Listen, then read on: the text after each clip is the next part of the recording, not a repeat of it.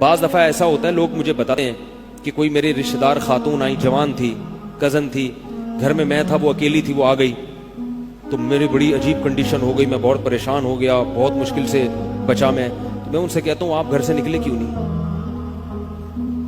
یہ تو آپ قریب تو چلے گئے نا. جب ایک جوان لڑکی آپ کے گھر میں آئی ہے، آپ کو اس وقت گھر میں نہیں ہونا چاہیے، نکل جاؤ وہاں سے، ایسے دور بھاگو زنا سے، اتنا دور بھاگو. انبیاء ایسے ہی کرتے تھے، تبھی تو بچتے تھے. وہ جتنے بزرگان دین گزرے ہیں وہ یہ نہیں کہ زنا نہیں کیا، وہ ہمیشہ زنا سے دور بھاگے. ہمارے استاذ نے ایک واقعہ سنایا تھا ہمیں، کتابوں میں یہ واقعہ لکھا ہے کہ ایک طالب علم تھا، پرانے وقتوں کی بات ہے، رات کو مسجد میں چراغ لے کے مطالعہ کر رہا تھا. پہلے زمانے میں لائٹ وائٹ تو نہیں ہوتی تھی، گاڑیوں کے سفر نہیں تھے، اونٹوں کے سفر تھے، تو مسافر لوگ بعض دفعہ آ کے مسجدوں میں ٹھہرتے تھے.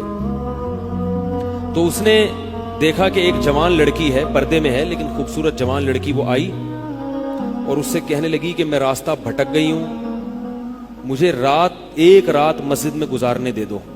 واقعی یعنی صحیح تھی، وہ اسی طرح ہوا تو کہیں بھٹک گئی تھی. شہر میں بھی بعض دفعہ لوگ بھول جاتے تھے نا کہ راستہ بھٹک جاتے تھے.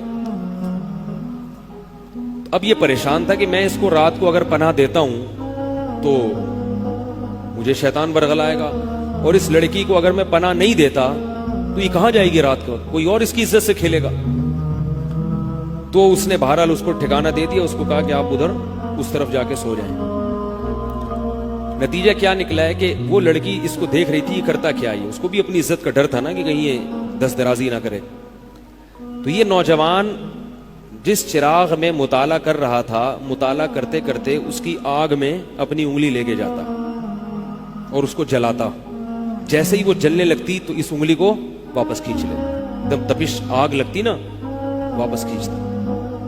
پھر تھوڑی دیر بعد یہ انگلی اس میں لے کے جاتا، پھر واپس کھینچتا. پوری رات یہ کرتا رہا ہے اور اپنی انگلی کو جلاتا رہا ہے. صبح جیسے ہی ہوئی ہے، اس نے فوراً، صبح صادق ہوئی نا فجر کی اذان کے وقت، اس نے فوراً اس لڑکی سے کہا یہاں سے چلی جاؤ، فوراً یہاں سے فوراً چلی جاؤ. اس نے کہا اللہ کی قسم اس وقت تک نہیں جاؤں گی جب تک تم یہ معاجرہ نہیں بتاؤ گی، یہ رات تم نے کیا ہے. تو کہنے لگا یہ میرا اور اللہ کا معاملہ ہے، میں تمہیں نہیں بتا سکتا. اس نے پھر اللہ کا واسطہ دے کے کہا، اس نے کہا میں جاؤں گی نہیں یہاں سے جب تک بتاؤ گی نہیں. اس نے کہا شیطان مجھے برگلا رہا تھا کہ ایک جوان لڑکی ہے، اجنبی ہے، کوئی دیکھنے والا نہیں ہے، کوئی دیکھنے والا نہیں ہے، تو زنا کر لو اس سے، کوئی دیکھنے والا نہیں ہے. شیطان مجھے لے کے جاتا تھا تو میں اپنی انگلی آگ میں جلاتا تھا، اپنے نفس کو یہ سمجھانے کے لیے کہ دنیا کی آگ برداشت کر سکتا ہے، جہنم کی بھی برداشت کر لینا، جہنم کی بھی برداشت کر لینا. پھر اور اگر تجھ سے یہ برداشت نہیں ہو رہی تو وہ کیسے برداشت کرے گا؟ کہہ رہے جب میں آگ میں جلنے لگتا تھا نا تو میری چیخ نکلتی تھی کہ یار یہ نہیں ہو رہی تو وہ کیسے برداشت ہوگی. حدیث میں آتا ہے جہنم کی آگ دنیا کی آگ سے 70 گنا زیادہ گرم ہے، 70 گنا زیادہ گرم. جب نبی صلی اللہ علیہ وسلم نے صحابہ کو یہ بات بتائی، ترمذی کی حدیث ہے کہ صحابہ کے سینے سے رونے کی ایسے آوازیں آنے لگی جیسے ہانڈی کھولتی ہے، ایسا روئے صحابہ. حالانکہ صحابہ گناہوں سے بچتے تھے، اتنا روئے ہیں کہ سینے کے جیسے ہانڈی کھول رہی ہوتی ہے ایسے ان کے سینے سے رونے کی آوازیں آئی ہیں. اور عرض کیا واللہ انہا لکافیۃ یا رسول اللہ، یا رسول اللہ یہ دنیا کی آگ بہت تھی عذاب دینے کے لیے، اللہ نے اس کو بھی 70 گنا زیادہ گرم کیا ہے.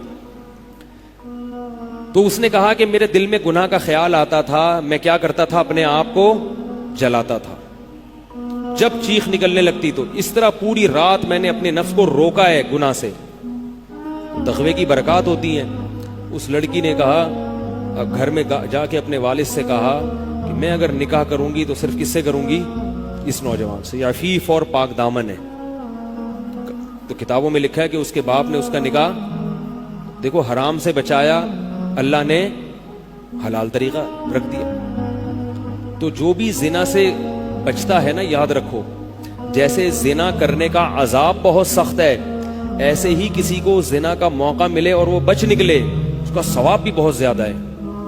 تاریخ میں جن ہستیوں کو بھی زنا کا موقع ملا اور انہیں موقع ملنے کے باوجود زنا نہیں کیا، ان کو اللہ نے دنیا میں بھی بہت نوازا ہے.